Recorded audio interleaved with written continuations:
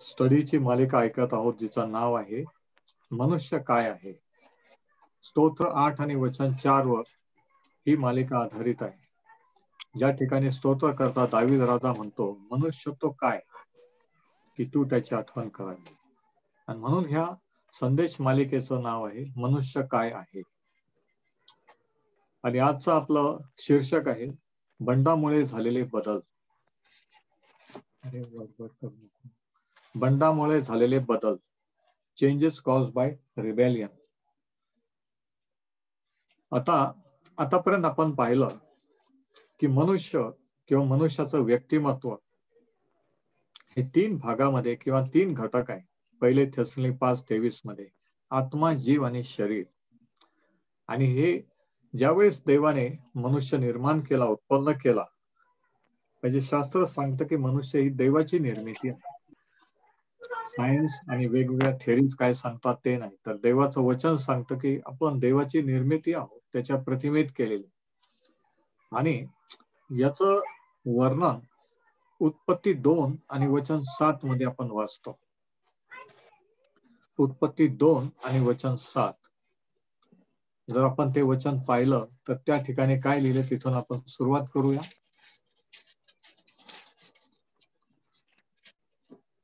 उत्पत्ती 2 आणि वचन 7. तिथं असं लिहिलेलं आहे, मग परमेश्वर देवाने जमिनीतील मातीचा मनुष्य घडिला व त्याच्या नाकपुड्यात प्राणवायू फुंकला, तेव्हा मनुष्य जीवधारी प्राणी झाला. तर मातीचं शरीर, प्राणवायू म्हणजे देवाचा श्वास किंवा आत्मा, आणि मनुष्य जीवधारी प्राणी झाला म्हणजे मनुष्यात जीव आला. तर हे 3 घटक, या 3 घटकांनी माणूस बनलेला आहे. आत्मा जो देवाने दिलेला, मातीचं शरीर, आणि आत्मा आणि शरीर एकत्र झाल्यानंतर तयार झालेला जीव, किंवा ज्याला इंग्लिशमध्ये सोल असं म्हणतात. म्हणजे मनुष्याच्या व्यक्तित्वाचे 3 उगमस्थान किंवा 2 सोर्स आहेत. एक वरून देवाचा आत्मा, की जो देवाने त्याचा श्वास रूपाने त्या मातीच्या पुतळ्यात किंवा शरीरात फुंकला, आणि खाली येऊन म्हणजे पृथ्वीवरून म्हणजे मातीचा पुतळा किंवा शरीर. आणि देवाचा श्वास म्हणजे आत्मा आणि शरीर ज्यावेळेस जॉईंट झाले त्यावेळेस त्यांच्यामध्ये तिसरा घटक म्हणजे जीव निर्माण झाला. आणि अशा रीतीने मनुष्याचं व्यक्तिमत्व हे तयार झालेलं आहे. आत्मा, जीव आणि शरीर. आता आत्मा आणि जीव याच्यासाठी 2 शब्द वापरण्यात आलेले आहेत शास्त्रामध्ये. आत्म्यासाठी हिब्री शब्द आहे रूह किंवा श्वास, म्हणजे देवाच्या मुखातील श्वास किंवा देवाचं स्वरूप सतत जीवन देणार कंटिन्युअस फ्लो ज्याच्यामध्ये आहे. कारण शास्त्र सांगितले की देव आत्मा आहे, अदृश्य आहे, तो अनंतकालिक आहे.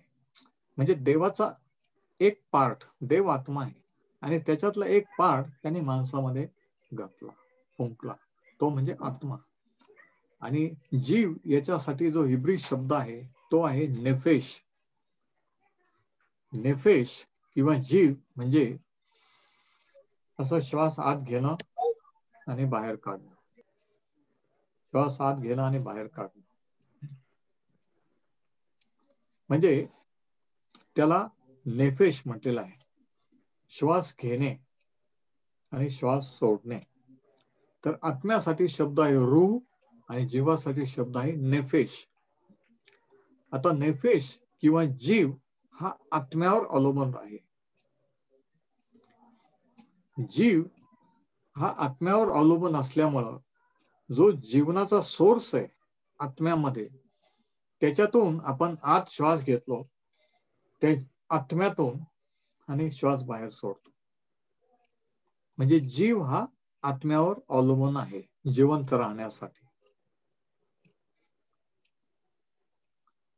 आता आज आपण पाहू की ज्यावेळेस मनुष्याने देवाविरुद्ध बंड केलं ते फळ खाल्लं, पाप केलं, त्यावेळेस माणसाच्या ह्या तिन्ही घटकावर, आत्मा, जीव आणि शरीर ह्या तीन भागावर काय परिणाम झाले. पॉइंट. माणसाच्या पापामुळे माणसाच्या व्यक्तिमत्वावर म्हणजे आत्मा आणि जीव आणि शरीर याच्यावर काय परिणाम झाले, लिहून घ्या पॉइंट. आता एक गोष्ट आपण लक्षात घेतली पाहिजे की सर्व प्रॉब्लेम तेव्हा सुरू झाले ज्यावेळेस माणसाने देवाविरुद्ध बंडखोरी केली. जोपर्यंत ते फळ खाल्लं नव्हतं, देवाची आज्ञा मोडली नव्हती, तोपर्यंत सगळं चांगलं चाललेलं होतं.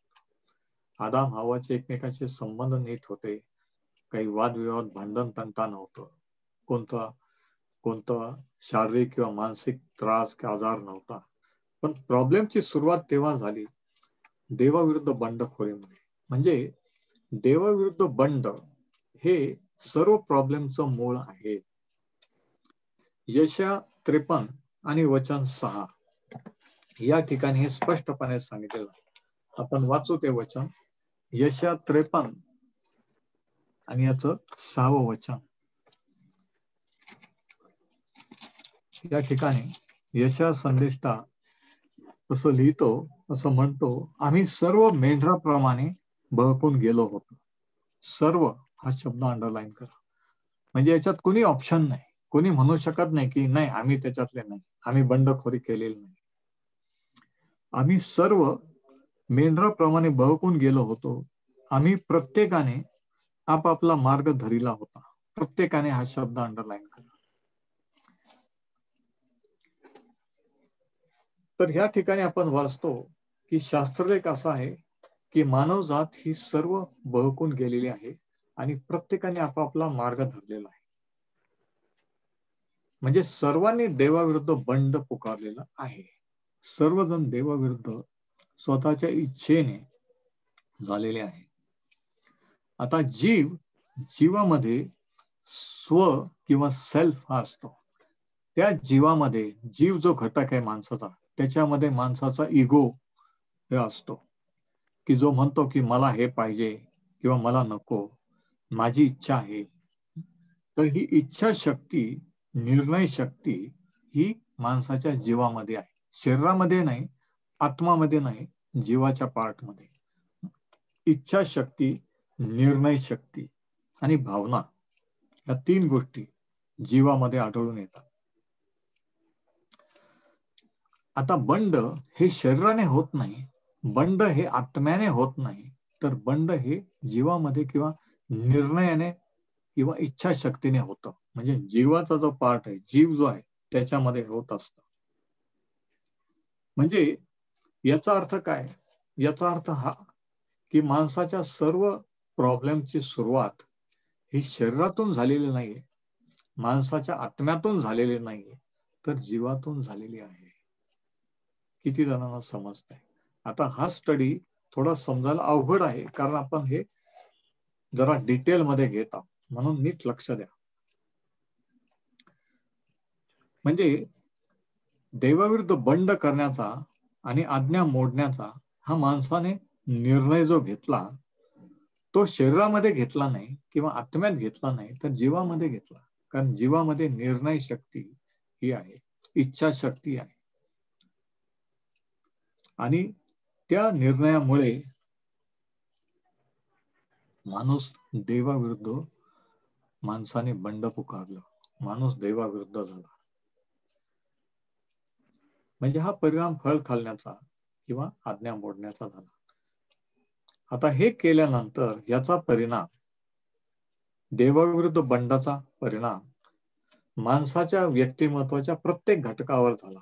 म्हणजे आत्म्यावर पण झाला, जीवावर पण झाला आणि शरीरावर पण झाला.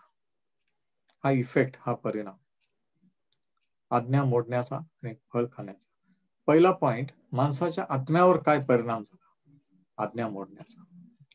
उत्पत्ती 2 आणि वचन 17 या ठिकाणी माणसाच्या आत्म्यावर काय परिणाम झाला हे आपल्याला दिसून येतं.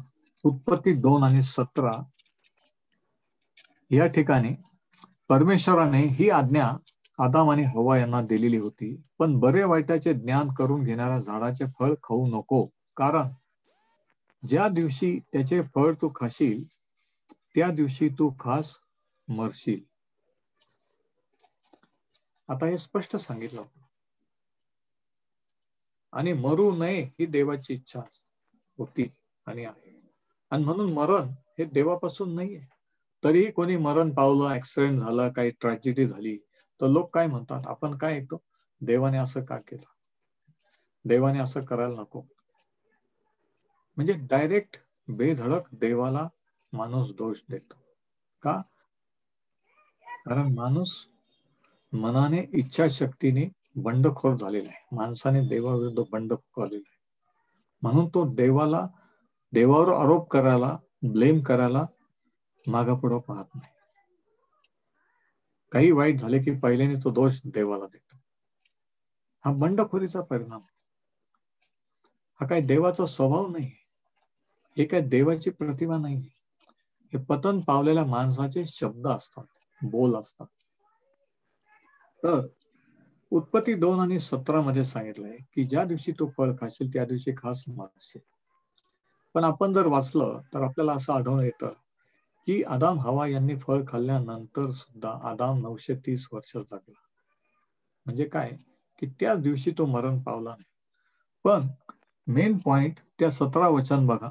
त्या 17 वचनात काय सांगितले, ज्या दिवशी त्याचे फळ खाशील त्या दिवशी तू खास मरशील. त्या दिवशी अंडरलाईन करा. ज्या दिवशी आणि त्या दिवशी हे अंडरलाईन करा. म्हणजे काय झालं की माणूस मरण पावला पण शरीराने नाही. देवाचं वचन खोटं ठरलं का? ते तर जिवंत राहिले नाही. माणूस शरीराने नाही तर माणसाचा तो पार्ट जो आत्मा तो मरण पावला. ज्या दिवशी फळ खाल्लं त्या दिवशी माणसाचं शरीर नाही तर आत्मा मरण पावला. आता आत्मा मरण पावला म्हणजे काय झालं? आता देव ज्याच्यापासून जीवनाचा स्रोत, ज्याच्यापासून माणसाला जीवन मिळत होतं, त्या देवापासून माणसाचा आत्मा डिस्कनेक्ट झाला, कट ऑफ झाला. किती जणांना समजते मी काय बोलतो ते? म्हणून म्हणतो की नीट लक्ष द्या. जसं आपण फॅन बंद करतो, आपण बटन बंद करतो. आता इकडे लक्ष द्या, इकडे बघा. पण लगेच फॅन बंद होतो का? तो फिरत राहतो, फिरत राहतो, फिरत राहतो. पण फॅन ऑफ केल्यावर आपण म्हणतो की फॅन बंद झाले, फॅन बंद केलेला आहे. पण तरी तो फिरतो फिरतो फिरतो आणि मग थांबतो. म्हणजे काय की इलेक्ट्रिक सप्लाय, इलेक्ट्रिक करंट जे फॅनला फिरवत होतं ते बटन बंद केल्यामुळं कट झालं. तसं जो जीवनाचा प्रवाह माणसाच्या आत्म्यात देवापासून होता तो कट झाला आणि माणूस पंख्यासारखा फिरत फिरत राहिला. 930 वर्षानंतर मरण पावला. आता किती जणांना समजलं मी काय बोलतो? जरा हात वर. म्हणजे अशा रीतीने ज्या दिवशी तू फळ खाशील त्या दिवशी मरशील. म्हणजे काय की आत्मा देवापासून कट ऑफ झाला, जीवनाचा प्रवाह, जीवनाचा करंट जसं काही तो स्टॉप झाला आणि मग आत्मिकरित्या माणूस मरण पावला. ज्या दिवशी तो फळ खाशील त्या दिवशी मरशील. म्हणजे जे जीवन देवाचं, जो फ्लो होता माणसाच्या आत्म्यामध्ये देवापासून तो कट झाला आणि मरण आलं. पहिल्याने आत्मिक मरण आलं, त्या दिवशी आत्मिकरित्या मरण पावला आणि मग काही वर्षानंतर शारीरिक मरण आलं. म्हणजे माणूस देवापासून कट झाला. यशया 59 आणि वचन 2. यशया 59 आणि याचं दुसरं वचन. या ठिकाणी काय यशया संदेष्टाने याविषयी काय म्हटलं आपण वाचू. यशया 59 आणि 2. आयझाया 59:2. तर तुमचे अपराध, आणि हे परमेश्वराचे शब्द आहे, तर तुमचे अपराध तुम्ही व देव यांच्यामध्ये आडभिंतीप्रमाणे झाले आहेत. तुमच्या पातकांमुळे तो तुम्हाला दर्शन देत नाही आणि तुमचे ऐकत नाही. म्हणजे पापामुळे माणूस देवापासून कट ऑफ झाला, डिस्कनेक्ट झाला. माणसाचा आत्मा, देव जो आत्मा आहे त्याच्यापासून डिस्कनेक्ट झाला आणि आत्मिकरित्या माणूस मरण पावला. शारीरिक मरण नंतर आलं कालांतराने, पण पहिले आत्मिक मरण आलं. आणि हेच हा परिणाम झाला. म्हणून माणसाच्या आत्म्यावर बंडखोरीचा, पापाचा काय परिणाम झाला? आत्मिकरित्या माणूस मृत असा झाला.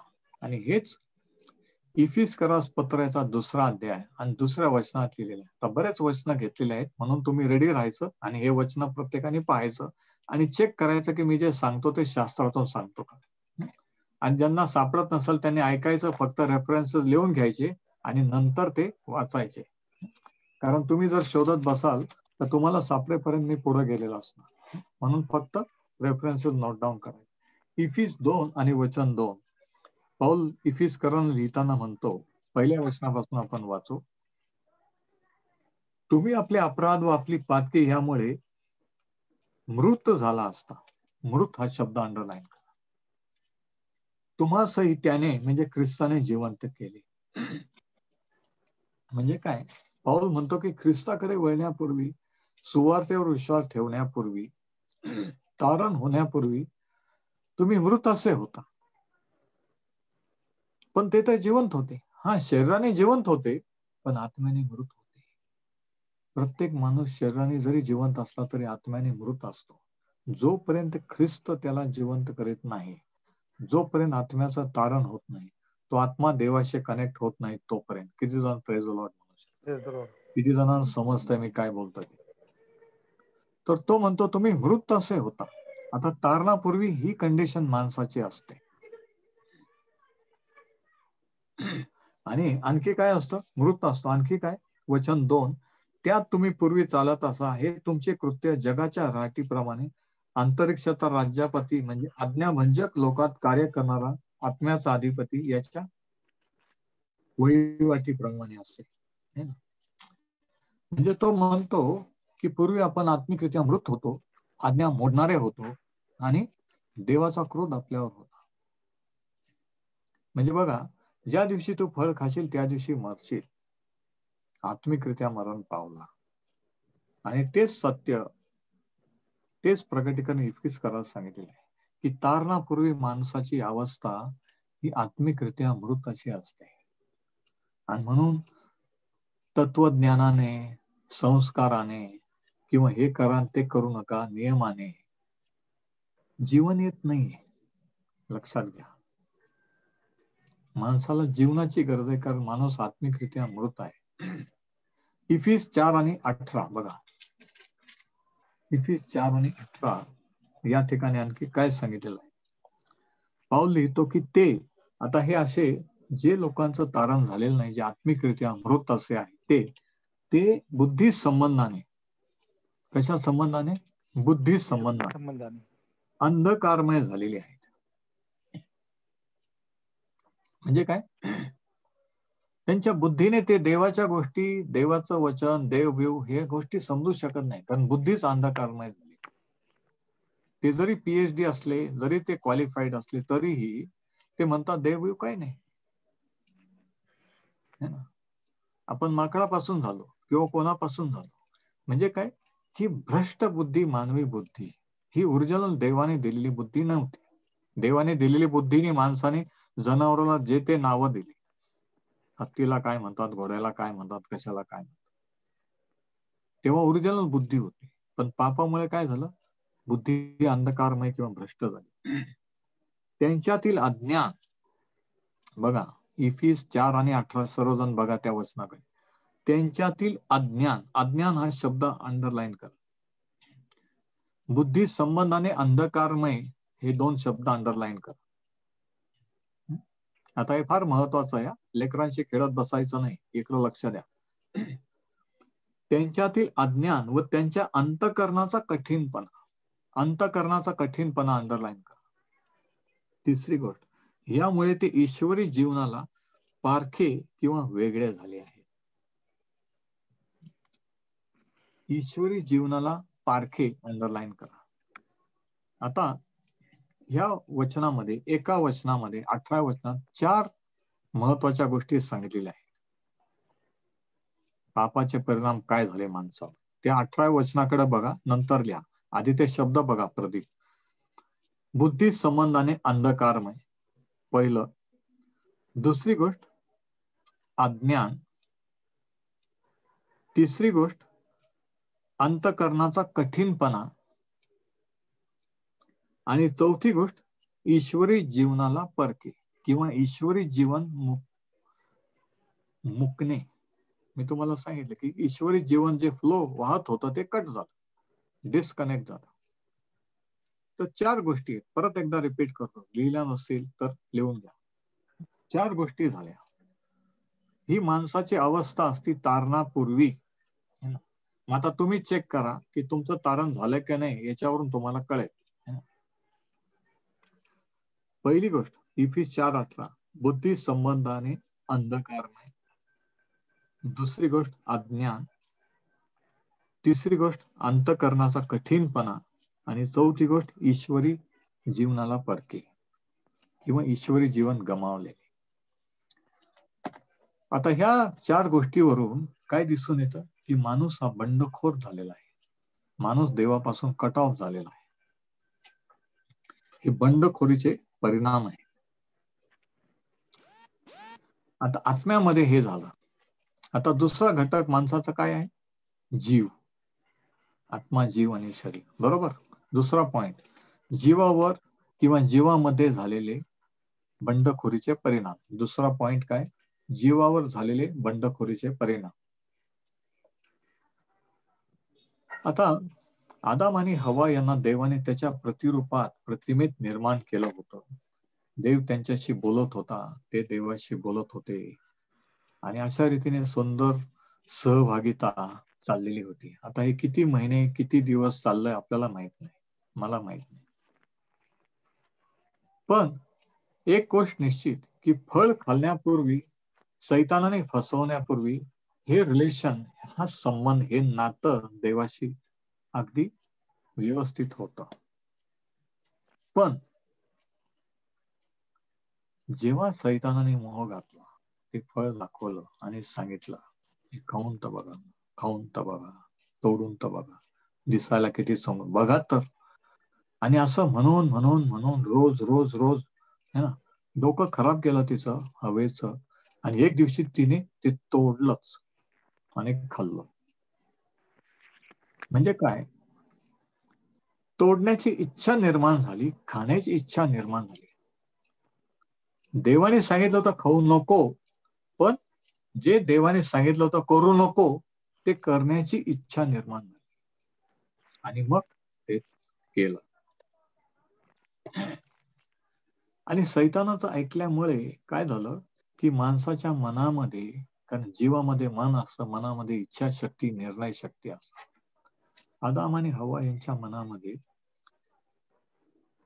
बंडखोरी करण्याचा विचार आला. आता सैतानाचा डाव, सैतानाची ट्रिक काय होती? देवापासून माणसाला इंडिपेंडेंट करायचं. देवाशिवाय पण तुम्ही राहू शकता,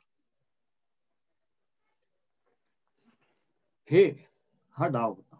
आणि देवाने माणसाला दिलेला अधिकार पृथ्वीचा तो काढून घ्यायचा आणि आपण राज्य करायचं. याच्या मागचा हेतू हा होता. तर माणूस जो देवाच्या प्रतिमेत, प्रतिरूपात होता, बंडखोरी अजिबात नव्हती, तो बंडखोरीचा स्वभाव, ती इच्छा निर्माण झाली. आता आणखी एक पॉइंट लक्षात घ्या, इकडे वर बघा. माणसाच्या आतमध्ये पाप नव्हतं, मनामध्ये, आत्म्यामध्ये, जीवामध्ये. पाप कुठं होतं? बाहेर होतं. ते फळ बाहेर होतं. जे बाहेर होतं त्याचा मोह सैतानाने घातला आणि ती मोहात पडली. म्हणजे एक्सटर्नल, आउटसाइड, बाहेर ते पाप होतं. पण मग ते फळ खाल्ल्यानंतर, आज्ञा मोडल्यानंतर मनोज काय झालं? बाहेरचं पाप आतमध्ये आलं आणि आतमध्ये बंडखोर स्वभाव निर्माण झाला. पापी स्वभाव कधी जन्माला आला? फळ खाल्ल्यानंतर, आज्ञा मोडल्यानंतर. आणि त्याच्यानंतर काय झालं? की बाहेरून माणसाला मोहात घालण्याची गरजच नाहीये. माणसाचा स्वभावच पापी, आतून मुळात पापी झाला. Praise the Lord. हे प्रगटीकरण आहे ते. म्हणून आपल्यामध्ये देव आहे, आपण देव आहोत, ही जी कल्पना आहे काही धर्मांची, ही मी ह्या स्टडी करत असताना विचार करत होतो की काही अंश बरोबर आहे, परंतु ते काही अंश चुकलेलं आहे. एकेकाळी आपण देव होतो, देवासारखे होतो, पण आता नाही, आज नाही. म्हणून आज म्हणणं की आपले देव आपल्यामध्येच आहे, आपणच देव आहे, हे चुकीचं आहे. शास्त्राप्रमाणे आपल्यामध्ये देवाने पापी स्वभाव निर्माण केलेला नव्हता, पण इच्छा झाली, निर्णय घेतला बंडखोरी करण्याची, आणि ती आज्ञा मोडल्यानंतर आतमध्ये माणसाच्या काय झालं? पापी स्वभाव उत्पन्न झाला, जो पूर्वी नव्हता. तो पापी स्वभाव प्रत्येक माणसामध्ये आहे, जो माणसाला पाप करतो. आणि म्हणून पाप आपण काहीतरी करतो म्हणून पापी नाहीये. आपण पापी आहोत म्हणून पाप करतो. परत एकदा रिपीट करतो, नीट ऐका.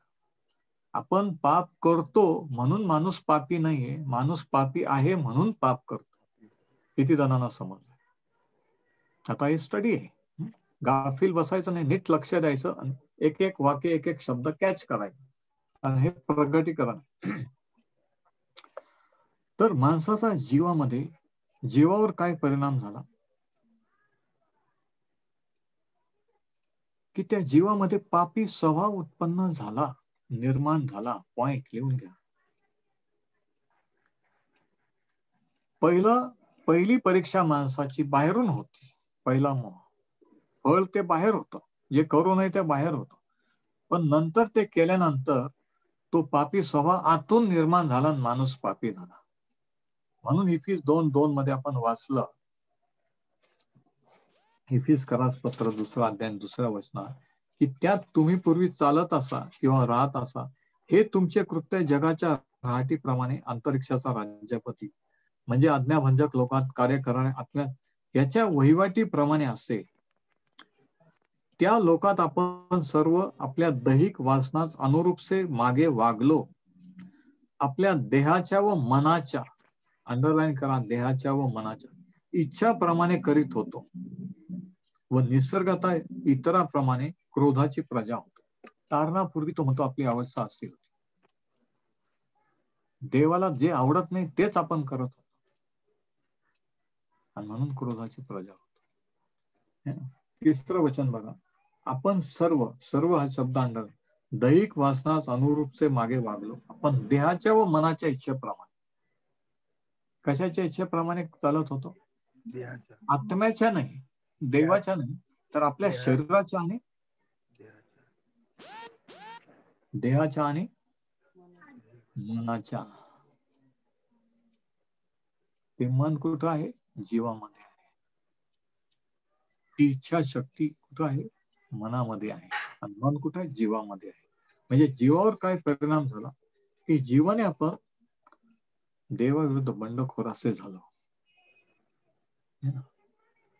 देवाविरुद्ध वागण्याची ही प्रवृत्ती किंवा हा स्वभाव निर्माण झाला. पापी स्वभाव कधी निर्माण झाला माहितीये का? फळ खाल्ल्यानंतर. तोपर्यंत माणसामध्ये पापी स्वभाव नव्हता. आणि मग नंतर आदामाचे पुत्र, त्यांचे पुत्र करता करता सर्व मानवजात ही पापी झाली, कारण तो स्वभाव आपोआप त्याच्यामध्ये आला. म्हणून माणूस स्वभावाने पापी आहे. धर्माने कर्माने जरी पापी नसला, आपण एखाद्याचा मर्डर किंवा व्यभिचार केला नसला तरी आपण पापी का आहोत शास्त्राप्रमाणे? कारण पापी स्वभाव आपल्यामध्ये आहे. किती जणांना समजतंय? तुम्ही काय करता आणि काय नाही करत म्हणून पापी ठरत नाही, तर पापी स्वभाव आपल्यामध्ये आहे म्हणून माणूस पापी ठरतो. Praise the Lord.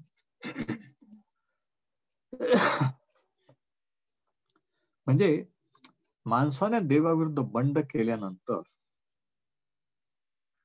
मोहाला बळी पडल्यानंतर, देवाविरुद्ध वागण्याची इच्छा व्यक्त केल्यानंतर आणि तिची कृती केल्यानंतर हा पापी स्वभाव माणसामध्ये निर्माण झाला.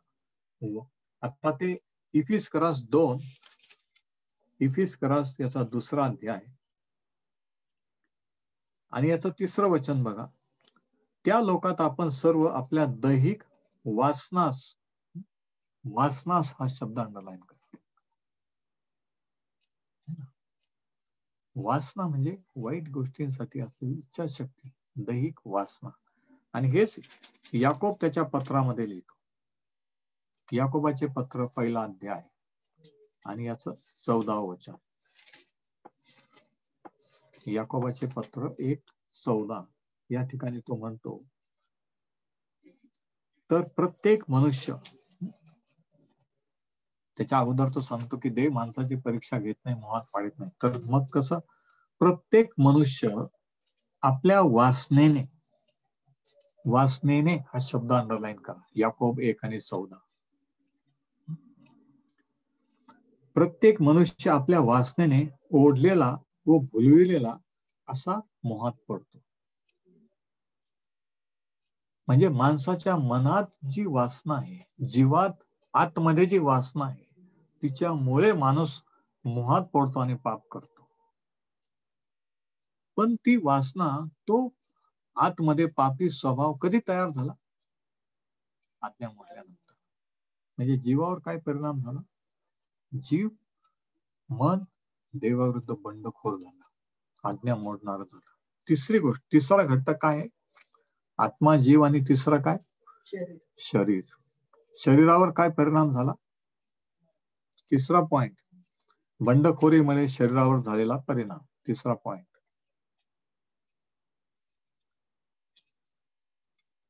1 कोरिंथ 15 आणि वचन 56. हे इतकं महत्वाचं आहे, इतकं महत्वाचं आहे की याच्यापेक्षा महत्वाचं काहीच नाही. 1 कोरिंथ 15 आणि वचन 56. मरणाची नांगी पाप. मरणाची नांगी. आता या ठिकाणी पाऊल लिहिताना म्हणतो की मरणाची नांगी. नांगी म्हणजे काय? आपण म्हणतो विंचूला नांगी असते, है ना? विंचू चावल्यानंतर तो नांगी मारतो आणि त्या नांगीतून काय होतं की ते पॉइझन माणसाच्या शरीरात येतं. आता मनोज इकडं नीट लक्ष दे, महत्वाचा पॉइंट आहे. आपसात बोलू नका. मरणाची नांगी पाप आहे. ती नांगी, विंचवाची नांगी, विंचू चावल्यानंतर तो नांगी टोचतो, खुपसतो माणसाच्या शरीरात आणि त्या नांगीमधून पॉइझन शरीरात शिरतो. तसं माणसाच्या आतमध्ये पाप स्वभाव झाल्यानंतर, निर्माण झाल्यानंतर काय झालं? माणूस आतून पापी झाल्यानंतर त्या स्वभावामध्ये मरणाचं पॉइझन माणसाच्या शरीरात आलं. किती जणांचं लक्ष आहे? मरणाचं पॉइझन जसं काय माणसाच्या शरीरामध्ये आत आलं, किंवा पॉइझनचं जसं काही इंजेक्शन शरीराला दिलं, ती नांगी मारली. किती जणांना समजतं? जरा हात वर करा. मी आता प्रॅक्टिकल, साध्या सरळ सोप्या भाषेत समजेल असं सांगत आहे, म्हणून सांगतो की इकडे लक्ष द्या. हा महत्वाचा पॉइंट आहे.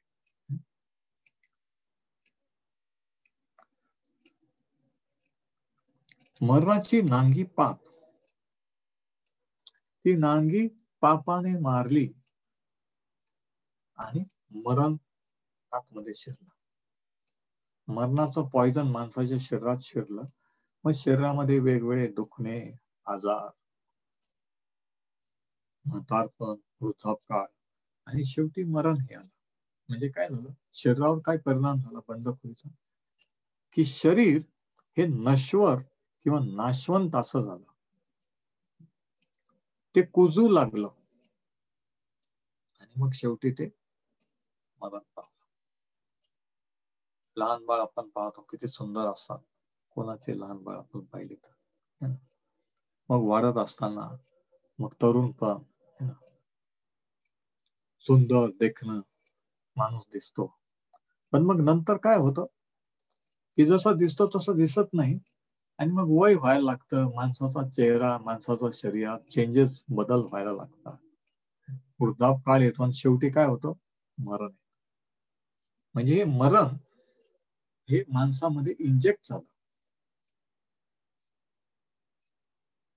तर माणसाच्या शरीरावर काय परिणाम झाला की माणसाच्या शरीरामध्ये नश्वरता आणि मरण ही आली पॉइंट. आणि म्हणून शरीर कुजू लागलं आणि शरीर मरणाच्या अधीन गेलं. आता शेवटचा पॉइंट, माणसाच्या बंडखोरीमुळे माणसाच्या संपूर्ण व्यक्तिमत्वावर म्हणजे आत्मा, जीव आणि शरीरावर काय परिणाम झाला. शेवटचा पॉइंट, बंडाचा संपूर्ण परिणाम संपूर्ण व्यक्तिमत्वावर काय झाला. शेवटी काय झालं, माणसाचे दोन घटक हे पृथ्वीवर आहेत. एक घटक वरून आहे आपण पाहिला. पृथ्वीवरून काय, मातीचा पुतळा म्हणजे शरीर आणि त्याच्यात तयार झालेला जीव, त्याच्यात तयार झालेली इच्छाशक्ती, निर्णय शक्ती वगैरे. म्हणजे आत्मा म्हणजे जीव आणि शरीर हे माणसाच्या आत्मेविरुद्ध झाले. लिहून घ्या पॉइंट. जीव आणि शरीर हे आत्मेविरुद्ध झाले. देवाची योजना होती की माणसाने आत्म्याच्या प्रेरणेने चालावं. आत्मा बुद्धीला सांगत होता, बुद्धी शरीराला सांगत होती आणि या रीतीने माणूस चालत होता. पण काय झालं की जीवाने आणि शरीराने माणसाच्या आत्म्याविरुद्ध बंड केला. म्हणजे देवाचा जो नियम किंवा क्रम होता ते बिघडले गेले. आणि याचा परिणाम असा झाला की जीव किंवा मन आणि शरीर हे राज्य करू लागलं आत्म्याविरुद्ध, आणि माणूस मनाने किंवा शरीराने वागू लागला, चालू लागला आत्म्याने चालण्याऐवजी. लिहून घ्या, माणूस आत्म्याने चालण्याऐवजी मनाने किंवा जीवाने व शरीराने चालू लागला. पण देवाची मूळ इच्छा काय होती? मनाने, शरीराने नाही तर आत्म्याने चालावं. म्हणजे माणसावर अधिकार चालवणारा किंवा माणसाला चालवणारा हा खरा आत्मा, तो आत्मा बाजूला राहिला आणि जीव आणि शरीर हे कंट्रोल मध्ये आलं. आत्म्याचा कंट्रोल माणसावरचा नष्ट झाला. आता किती जणांना समजतंय? आणि आत्म्याचा कंट्रोल कट झाला आणि माणूस बुद्धीने, विचाराने, जीवाने म्हणजे आणि शरीराने चालू लागला. की कसं वाटतं, मला काय वाटतं, विचार करू, म्हणजे आत्म्याचा काहीच संबंध नाही राहिला. हा परिणाम झाला.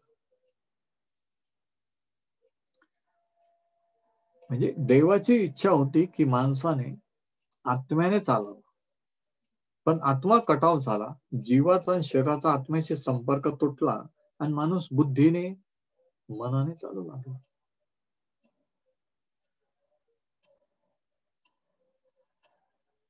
आता ही जी बंडखोरी आहे ही वेगवेगळ्या शब्दाने शास्त्रात तिचं वर्णन केलेलं आहे. उदाहरणार्थ देह किंवा दैहिक किंवा पापमय शरीर असे शब्द आपण नव्या काळात वाचतो. म्हणजे काय, देह, दैहिक, पापमय शरीर म्हणजे ही शारीरिक, हे शरीर नाही तर पापी स्वभाव. तर हा पापी स्वभाव माणसामध्ये उत्पन्न झाला, जो माणसाला पाप करायला लागतो आणि त्याच्यामुळे माणूस भ्रष्ट झाला, नैतिकरित्या आतून आणि बाहेरून शारीरिकरित्या. पापाचे परिणाम माणसाच्या आत्म्यावर झाले. आत्मा देवापासून डिस्कनेक्ट झाला, तुटला गेला.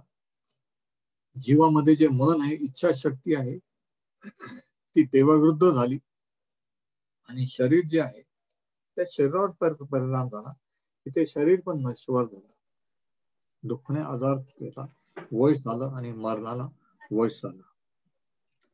आता म्हणजे थोडक्यात म्हणजे एका शब्दात सांगायचं म्हणजे भ्रष्टता किंवा नश्वरता. आता करप्शन किंवा नश्वरता किंवा भ्रष्टता ही प्रगतीपर किंवा प्रोग्रेसिव्ह आहे. म्हणजे काय, म्हणजे हे की एखादा फळ किंवा एखादा शरीराचा भाग जर सडायला लागला, इकडं लक्ष द्या, तर तो अधिक अधिक अधिक सडत जातो, खराब होत जातो. म्हणजे काय, म्हणजे हे आता सरळ साध्या सोप्या भाषा, माणूस जसं जसं वय झाला तसं तसं काय होतं, तो वयस्कर व्हायला लागतो. रिव्हर्स प्रोसिजर होते का? नाही.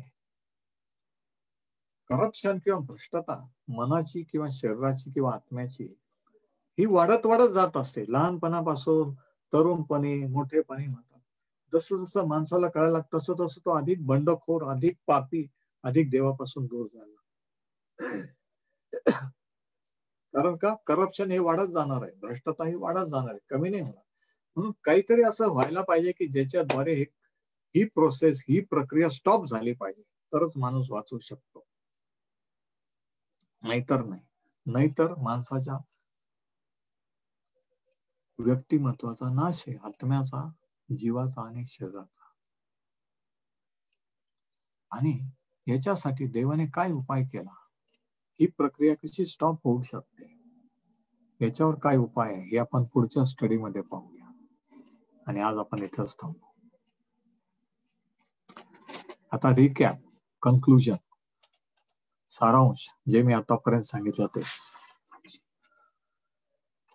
आज आपला विषय होता बंडामुळे झालेले बदल, माणसाच्या व्यक्तिमत्वावर बंडामुळे झालेले बदल.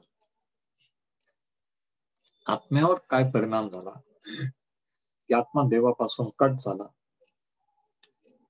देवापासून दूर झाला,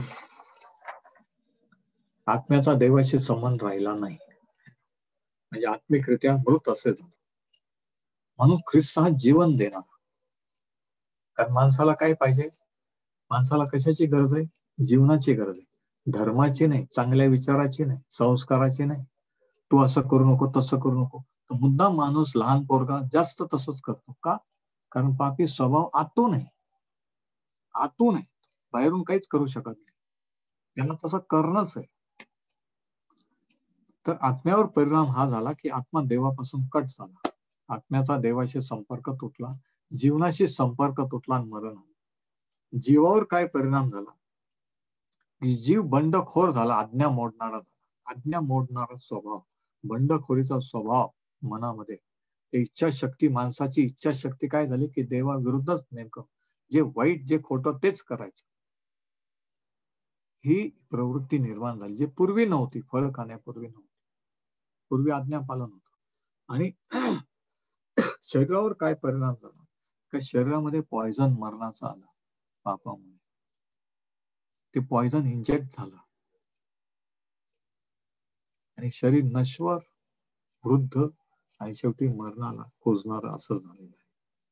तर या रीतीचे परिणाम पापामुळे, बंडखोरीमुळे माणसावर झाले, आत्म्यावर, जीवावर आणि शरीरावर. आता याच्यावर देवाने काय उपाय केला हे आपण पुढच्या स्टडीमध्ये पाहू. परमेश्वर हे वचन आशीर्वादित करू.